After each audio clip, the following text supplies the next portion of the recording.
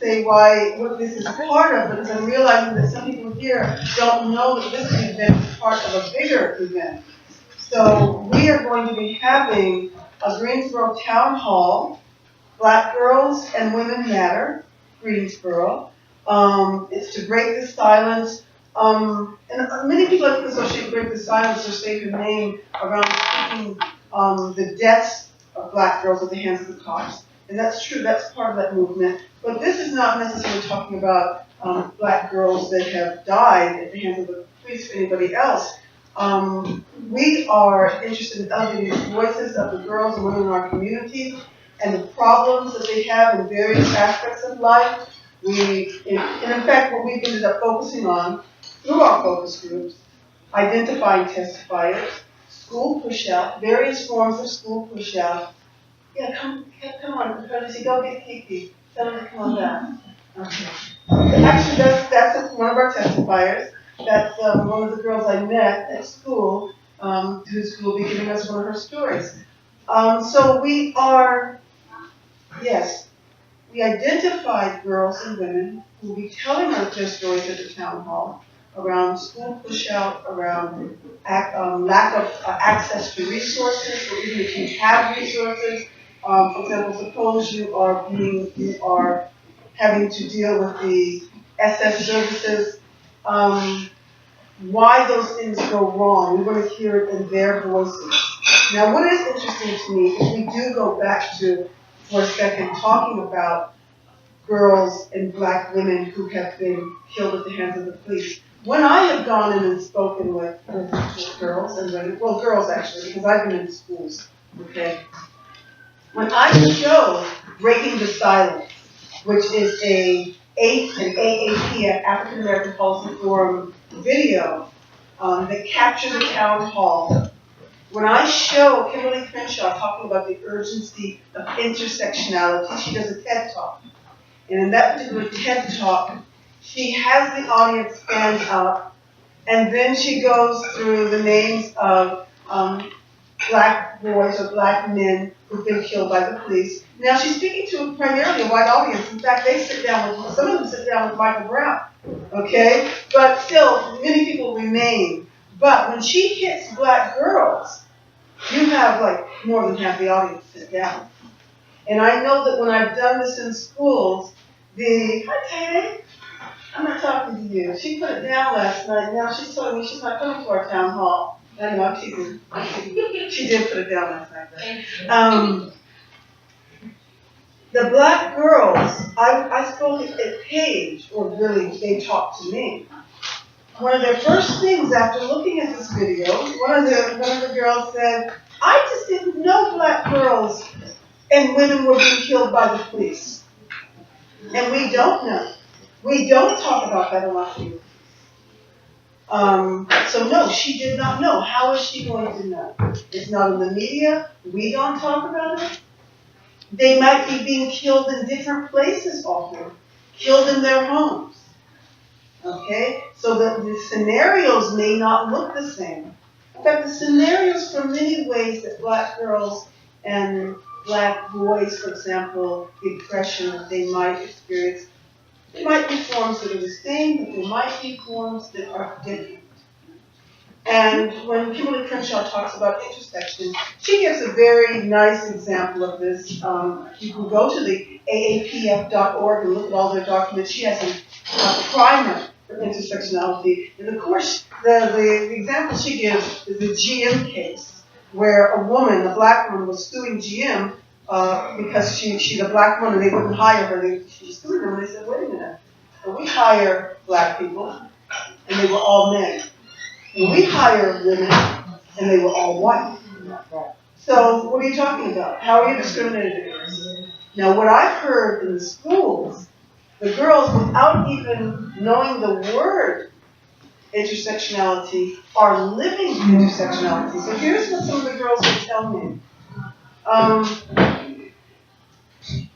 There are all kinds of clubs and things in school, but a lot of the clubs take place after school or before school. The black kids in general don't have transportation to these things. Okay, so white kids end up going to these things.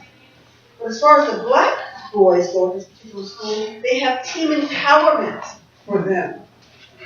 And that is during school. Okay, so then what happens to black girls? They can't go to the clubs before school, they can't go to the clubs after school. There's no team empowerment for them because they're thought not to be a problem or to have problems. So there again, they get lost in that intersection. So the town hall is about elevating their voices. They can speak their own experiences. They will be speaking to commissioners who will listen to them, who will ask them questions. And we as an audience, well, not audience, yes, but community members, we should be thinking about also how we're going to respond to help each other because they're not separate from us somehow. We're in the same communities that they're in, experiencing similar things. So this event here is in the run-up to that event. We've had several events. We've had Women of Color Wine Downs on Wednesdays. We had a Black Girl Magic Skate Night. A lot of these events were organized by April Parker. Many of you probably know April Parker. We had the Movement Moves Dance class. It was I don't know if the overnight retreat was overnight. That was the weekend that it snowed and then it happened the next weekend. Okay. We had a YWCA Say Her Name teaching, testifying, and last night at the Artist Blog, we had Rhymes and Revolution, and we had some of our black girls actually speak, like Day right there. Raise your hand, Day. Yeah. And today is Black Girls and Women Telling Our Stories. The last event before the town hall is February the 4th. It's at Dudley High. It's from noon to 4. But the last event before that is going to be a screening of Daughters of the Dust.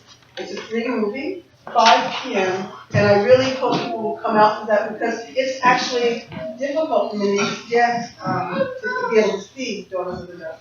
So I just want to let people go around and introduce yourself. Say what you want to say. I'm not someone, people usually have something they want you to present about yourself. I back away from that. You say what you're comfortable with saying about yourself. Who wants to begin?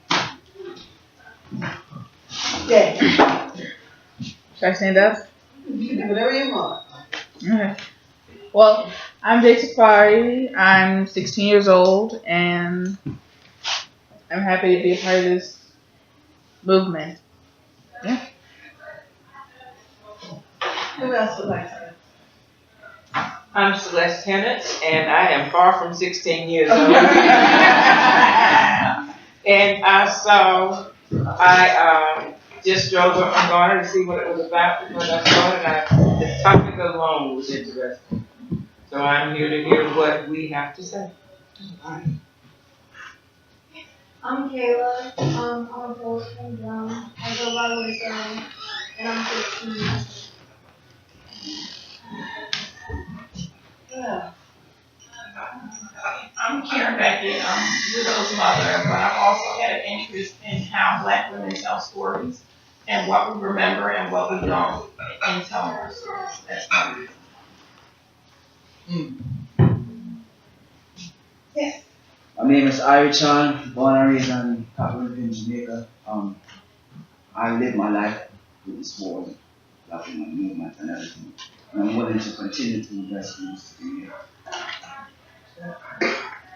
Does somebody feel like they want the microphone to say anything? Okay. Just trying to make sure everybody hears everybody. Tyler, you want to tell us who you are? I don't know who you are, Tyler. I'm Taya. I am an organizer here in Greensboro. I'm a parent. If y'all want to say it, I won't let you put it down. But I don't think there's much to me. I mean, that's it. I'm an organizer. I'm a parent, and I'm here because nobody fights for us but us.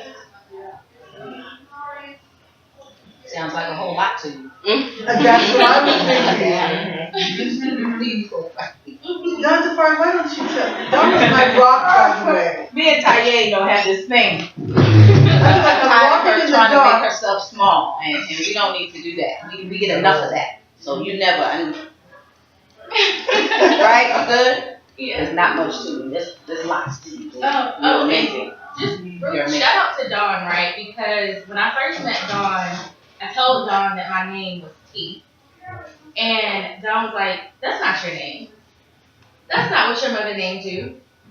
And that was really, that was something that really stuck with me because I've never been comfortable just using my name.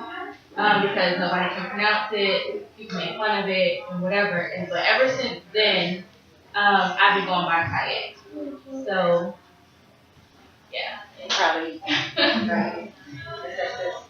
that work. That's it right there. That's it. My name is Dawn Hicks Safari. I teach at Winston-Salem State. I'm part of the steering committee for the Black Girls in Matter Town Hall here in Greensboro. I also am one of the founding members of the Greensboro Bronzer Collective.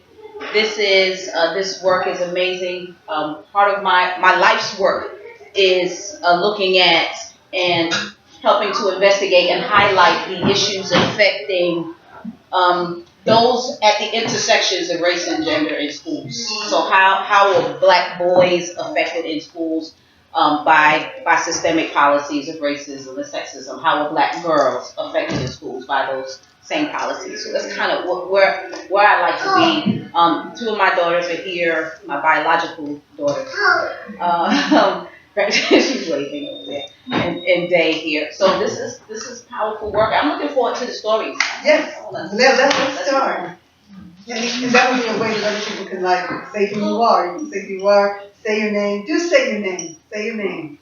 I mean, one thing we say the name of people who are gone, and I think, well, why can't we say the name of people who are here? So say your name and come up and tell a story. And I know that some people will sign up. There's someone who I do want her to tell a story. I will make sure hers gets done, and that is Professor Andrea Hunter. But you don't have to begin, Professor Hunter. Anyone can begin who wants to. So please do come up and tell us your story.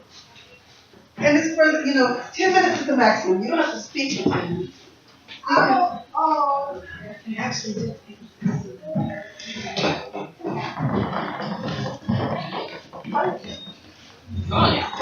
Stories about what? I'll say hello.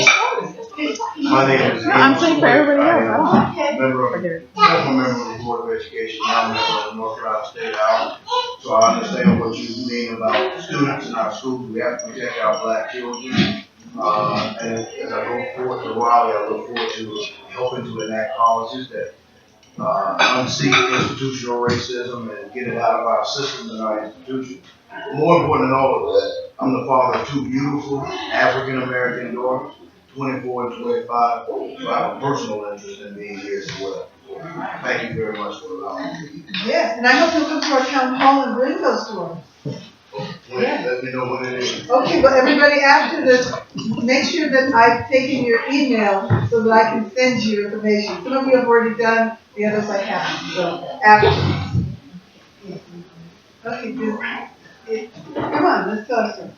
Okay, why don't you start us off with this? All right. I was born in the Congo.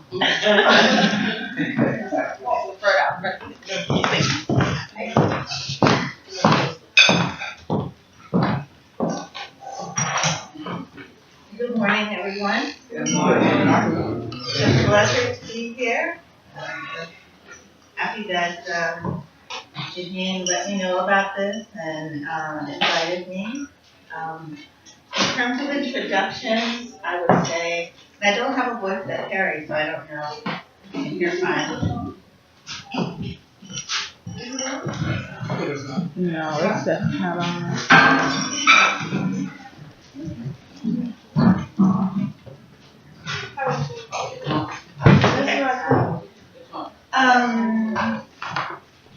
What would I say in the way of introduction? I would just say that I'm a teacher, I'm a researcher, a writer, mother, daughter, and those things, not in that order, tell you the most important things, I think, about me in many ways. What I decided to do is trying to think about what would be. I come from a very strong oral storytelling tradition, as I'm sure most of you do as well. And I was trying to think about what kinds of stories I wanted to tell. And I'm going to read a couple of excerpts from a collection of personal essays from a book that I'm working on in the middle of revising, entitled A Colored Girl Speaks, Meditations on Race and Other Magical Things. And I decided to do a couple of excerpts, one for the elders and one for those who came after. And so the first piece that I will be reading is entitled Their Eyes Were Watching God. The roots of the old folk companions of my youth were buried deep within slavery days, and these roots ran deeper still to places remembered only by our hearts. Because of this, I know what wisdom means, and I know the gentleness of humility. I was an adult before I understood how close I and my kin were to American slavery. I thought this history to be distant, somewhere near the beginning of time, but those days stood near us like a shadow in the noonday sun. I could see no scars in their eyes, nor fear, and in the world my elders created for themselves and for me, there was no shame. Heads were held high and eyes kept forward. So I could not have imagined that their parents had just walked out of bondage, and all of who they were now, the enslaved and stolen generations before, gave them this, something that could not be bought, sold, or taken. The pain there was transformed into spirit, transcendent yet present. The Holy Ghost shout was as much a release from that pain as it was joy.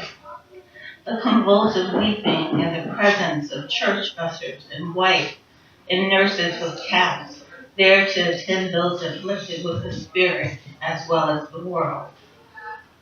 Before the purest dance, the lining of a hymn in 1 meter, a charge to keep I have. Led by elder deacons, sung in what seemed to be a language all their own. The death of sorrow materialized as a rumbling within the body, with its epicenter in the gut, emanating outward and inward to the soul. Mournful tones accompanied by the shuffle of feet keeping the beat, the reincarnation of grief unspoken. It was, as Zora Neale Hurston wrote, they seemed to be staring in the dark, but their eyes were watching God. Old folks could see, but those of my generation could not. So we listened to their stories and watched them.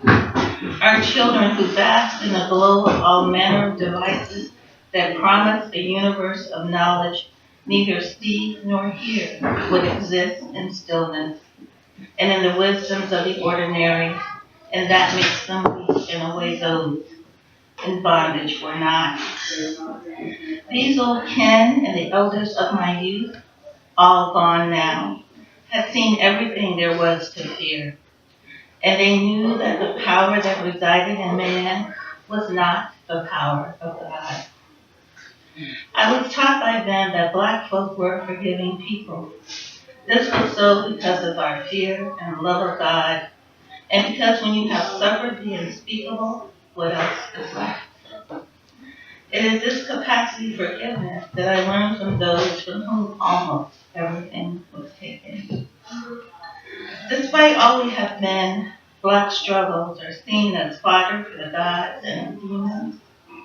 The more I understood this was so, the more the injustice of this consumed me, and that we should be made not ourselves, as if God was not in our eyes. And I asked what a child does. Why, God, is this so? No answer from man has been good enough. It makes no sense to barter another soul for land, labor, and power, and then seek no forgiveness, but only a release for what cannot be undone. And so our blood, black blood, remains always there, a reminder of the only truth that matters. We have borne this pain for so long, we are encased by it. A skin that injures as much as it protects. The lie, the one that says this was never so, is a stain on the American soul. That damn spot only God can absolve. And yet, in the space between unbearable pain and the sins of American slavery, Black people, my people, found God's grace and the liberation of the soul.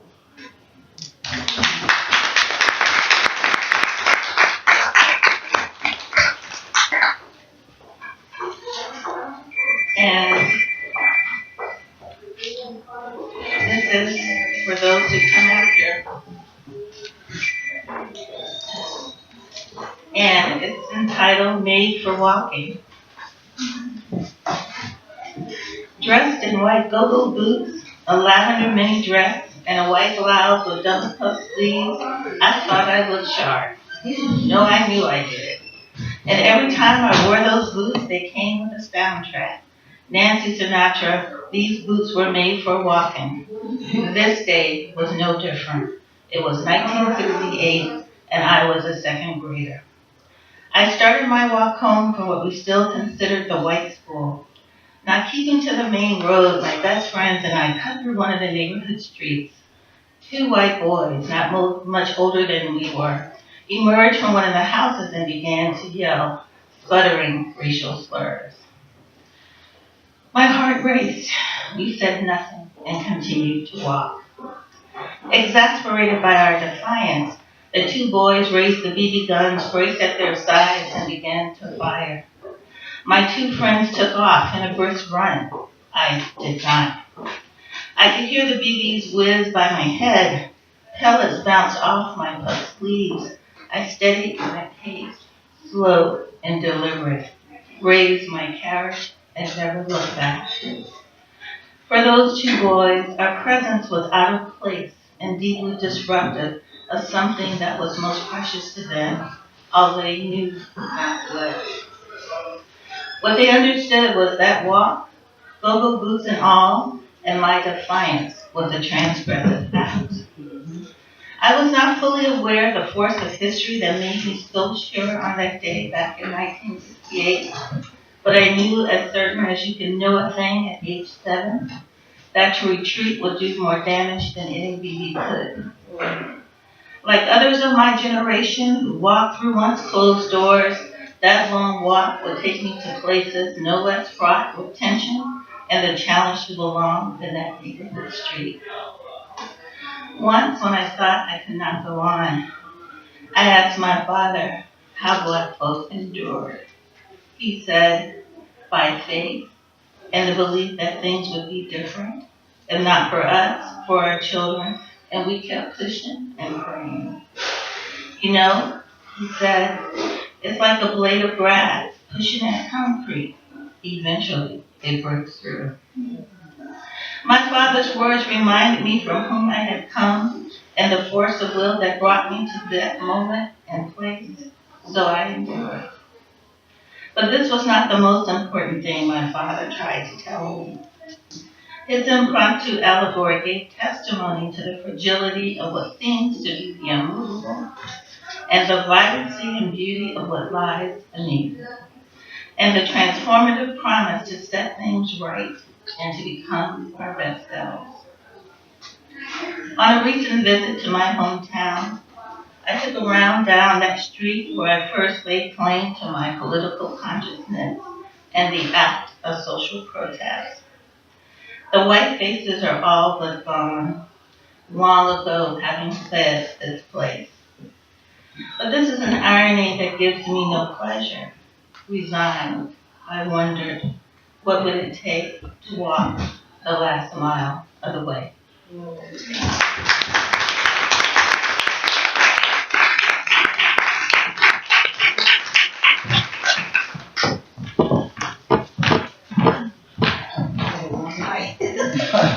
Now people can just go up there.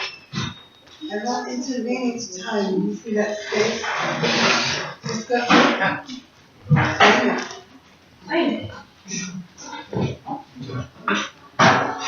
Yes, there tomorrow morning. Thank y'all. Y'all all right? Yes, yes. All right.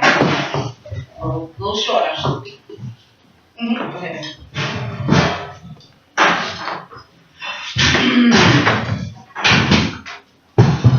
Being alive, being a woman, being colored is a metaphysical dilemma I haven't conquered yet.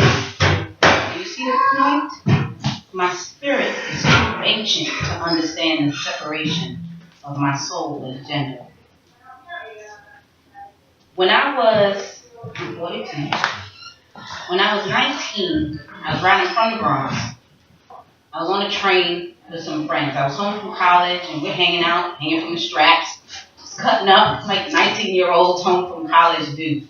And I wish I could remember what we were talking about at that time. Me and my friends, like I said, we were cutting up. I know we were cutting up. And this woman comes over to us. She was a young woman. At the time, I thought she was old, but when I remember her face, she was probably in her late 20s, maybe early 30s. She comes over to me. She says, "Hey, little sis, have you ever read Sisters of the Yam?" And I'm like, "I've had yams." I love sweet potatoes, you know. And she's like, "Have you heard of bell hooks?" I'm like, I started to come up with another joke, but I could see she wasn't laughing. So I'm like, "No, I haven't." She's like, "I want you to read that book." And I said, "What's the name of the book again?" And she said, "Sisters of the Yam" by Bell Hooks. And so I had never met this woman before in my life, but I knew enough. I had enough respect for grown folk to know this sister came over and told me to read a book. I was supposed to read this book.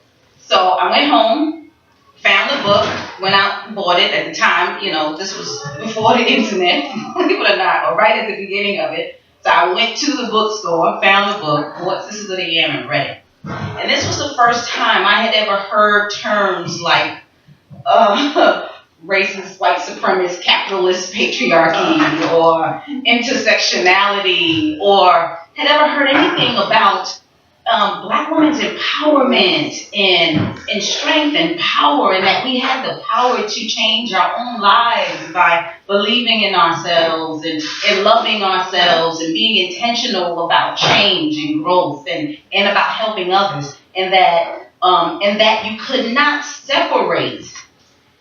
This was one of those things that I thought I had known, but this was the first time I ever heard somebody talk about the fact that you cannot separate your soul from your gender, right? I could not separate my gender from my race, right? That I could not just be Black or just be woman, right? That they were always interconnected, and that was this intermeshment, right? This intersectionality. So that moment changed my life.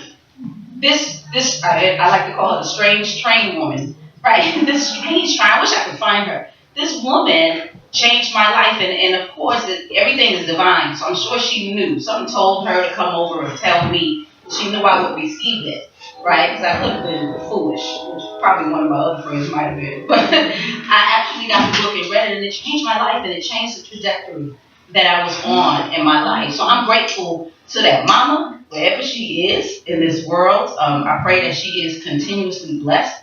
And I just wanted to share that story publicly with you because, again, that we never know how we impact people, right? And I find that when I was, my baby, he loves hearing his footsteps. That's what you realize it is, right?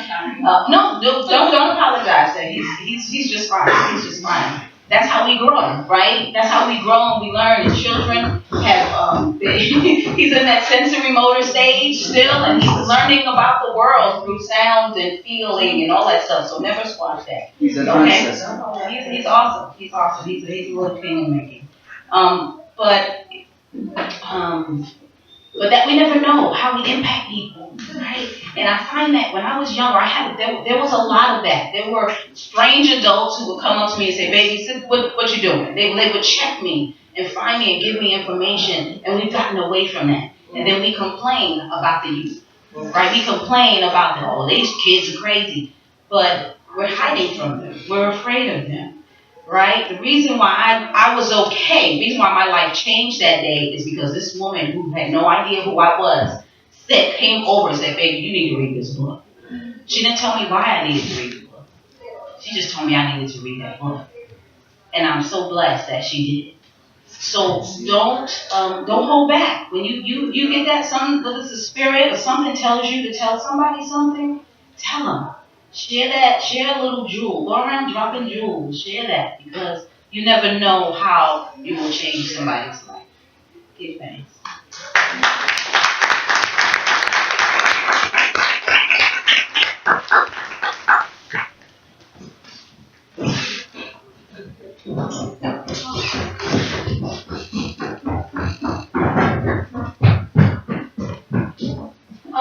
So I started was a poet. So I'm actually originally from Philadelphia, and then we moved down here, down south. So I'm just gonna read probably 2 poems, keep it short and sweet.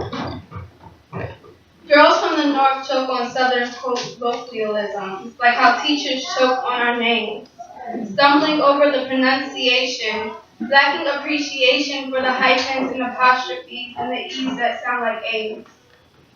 Girls from the north got attitude. We the ones wearing layered clothes, trying to shield our heart from the world, trying to hide our bodies under coats, trying to be tough. We are the product of southern hospitality, the product of the slaves that stopped to say, nah fam, I don't think so. We are the product of by any means necessary, the product of rapes and lynchings and objectification and subjectification and gentrification and fabrication and humiliation, the product of exploitation. We are the product of men seeing us sometimes as a toy or a malleable substance that they can just mold into whatever they see fit. We are the product of feeding white babies with black breast milk and watching that same baby that we nurse turn around and become just like their father. We are the product of being poked and squeezed and grabbed, and yet you question, why am I so mad? I wonder why I'm mad too. But my mother was raped, and I was raped of my voice, raped of my ability to provide my own self-validation, my ability to dress and walk and talk however I please. I wonder why I'm mad too. Maybe it's because it seems that I only seem bad when sometimes I'm wearing tight jeans that cut off my circulation or a crop top in less than 36 degrees. Or maybe it's because the strong black woman label doesn't pay the bills. It doesn't give black women the justice they deserve. It doesn't preserve their sanity. It doesn't stop black hairs from going gray. It doesn't stop sons and daughters from being killed. It doesn't stop black women from being called a bitch or a hoe. But the craziest thing is that it didn't take long for us girls from the north to realize that. We knew that we would get those cat calls, and we knew not to wink at any strange man that winks at you. We knew that we would be able to figure out how we were going to have to take care of our families. We knew the same teachers that constantly sent us to the office and tried to suggest that we were exceptional were the same ones who couldn't control their classrooms. They were the same ones that used to talk about which black girl was going to be pregnant before they graduated. They were the same ones that would give you an unfamiliar tone when you responded to them. We knew that tone was the tone of the slaves that had to hold their tone back. We knew that tone was the tone of the civil rights activists that they had to bite their tongue. We knew that tone was the tone that mothers use with their children, the tone urging you not to say a word. It was the tone of pissed offness, the tone of grief, the tone of anger, the tone of death, the tone that commands your silence. It was the tone of being tired. It was the tone of broken hearts. That one was my poem.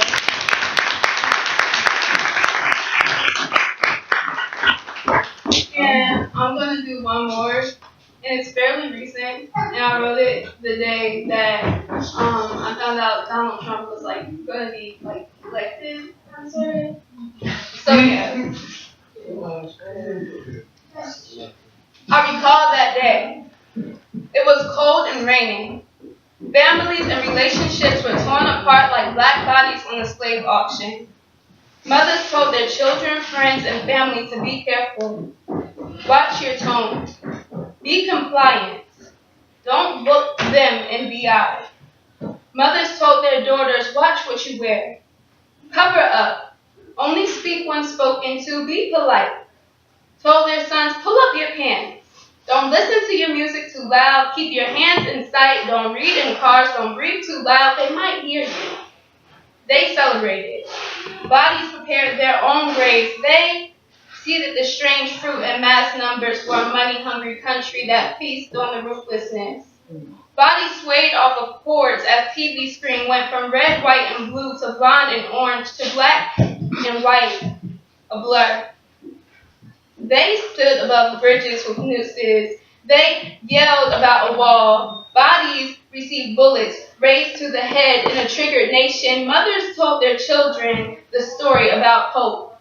How Hope was a runaway slave that ran too far and fled all the way to Canada, to Jamaica, to Cuba, just as refugees fled here. Fear was the slave catcher that chased after them, and the tears is the tree that the fear hung off of. Hope's blood was gray. Hope's blood was a mixture of black and white, the black and white that the country has degraded itself to be. And America sat and helplessly watched Hope die. Babies, teens, and children turned around as they lied in bed before the verge of a new day. They tried to dream a dream that they hoped wouldn't die. Teachers and students sat in anger, pain, a loud silence that screamed like a woman being raped in an alley as a rapist laughs and says, "Ha, isn't America so great?" Like a Muslim woman being beaten and tormented as she's wearing her burqa and walks to her dorm. Like a boy yelling as his stalker puts his fist to flesh, to concrete, and shoots him in the head. Funny thing is, the boy had nothing but Skittles in the Arizona. Yet the murderer gets away with murder because this is the land of the free. This is the land that is so great. Classrooms become a facade, a joke, as students who try to learn with the weight of patriotism on their shoulders.